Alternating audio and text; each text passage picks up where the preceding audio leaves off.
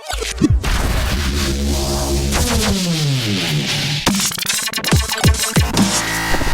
so as a follow-up to the previous video now, I ambushed the officer, he's clinched me up, he's taken me to the ground, he's put me into the mount position.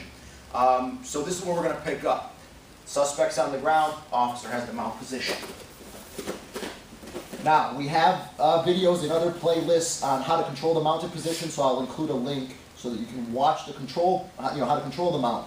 But right now, let's focus on what this officer needs to do in order to cuff me.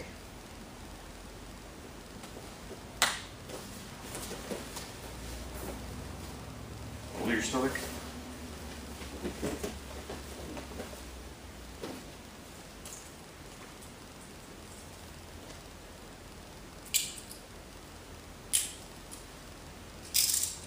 Hand out to the side, palm up, back to me slow.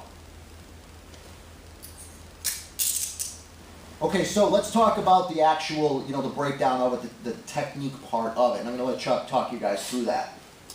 Okay guys, when you're here, you want to be able to control the arm on the gun side because he can reach for the weapon, okay? So we always want to control the subject's arm on the side of our weapon. To get his arm accessible for us to grab, we're going to throw some slaps to the face. And the reason I'm saying slaps is you don't want to make a closed fist and punch for a few different reasons. One is, we all know we live in the age of the cell phone. People could be taking videos. You don't want to be in an excessive force situation, even though this person has attacked you, and it may or may not be justified. However, there's a second reason. You don't want to break your hand. You're going to need these, okay? In case this turns bad, you want to be able to draw other weapons, and you want to be able to control your subject, so you don't want to break your hands. Slaps will do it. It'll bring the subject's hands up to protect his face. 2-on-1, 2 hands on 1 hand. I'm going to grab the weapon side hand, and I'm going to step up with the opposite side leg. Now I'm going to rip this arm up and over my leg and drape it over my leg. I'm really pulling this down. And I'm consolidating it with this hand on his tricep.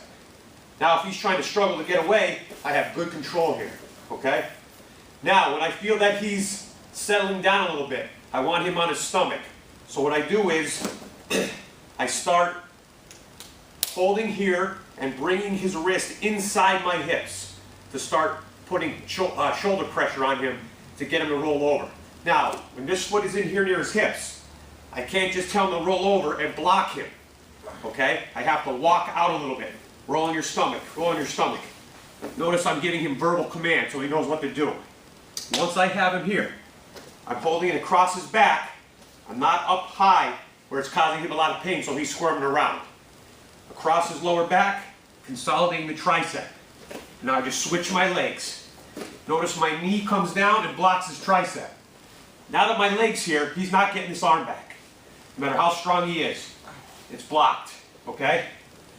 Now, I use my hand, and I'll move my leg here just so you can see, just as a little wrist lock for more control, okay? As I access my cuffs and cuff the first hand, okay? We get that first handcuff on, and now we could use the wrist lock or the cuff for control here as we give him verbal commands for the second hand. Hand out to the side, look away from me, palm up to the ceiling, hand back slow. Now here, this is important. When we ask him for that second hand, we don't want to lean over and go grab it because he might strike us. All right, we're going to sit back here and we're going to wait for it. Bring that hand back slow until we can grab it.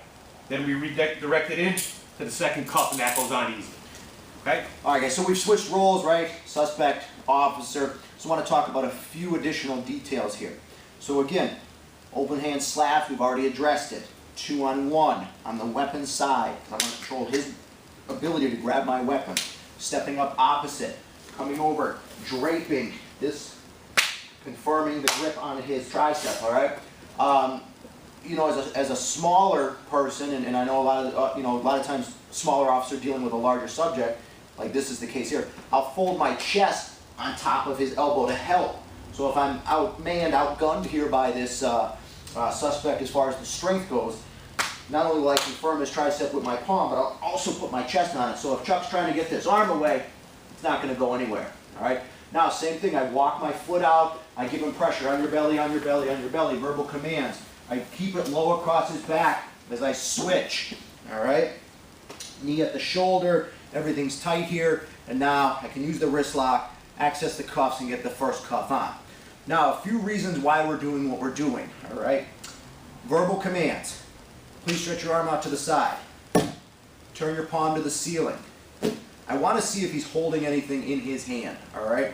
So underneath, if he goes back half a step, he may have grabbed some type of weapon, or he may be trying to conceal some type of contraband. So I want to know what's in his hand before I ask him to bring it back to me. Please stretch your hand out to the side. I notice that his fist is clenched.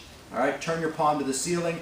Open your hand for me. Now I'm sure that he doesn't have anything, all right? Now bring that hand back to me very slowly, sir. And you notice we're never going to lean out after that hand, all right? So the detail of asking them to open their palm is going to serve a purpose. Let's make sure they don't have a weapon or any contraband that we need to be aware of. Now, in the next video, we're going to cover what if, when you grab the 2-on-1 and pull, they resist the pull, and they're strong enough to keep their arm down. So look for that in the next video.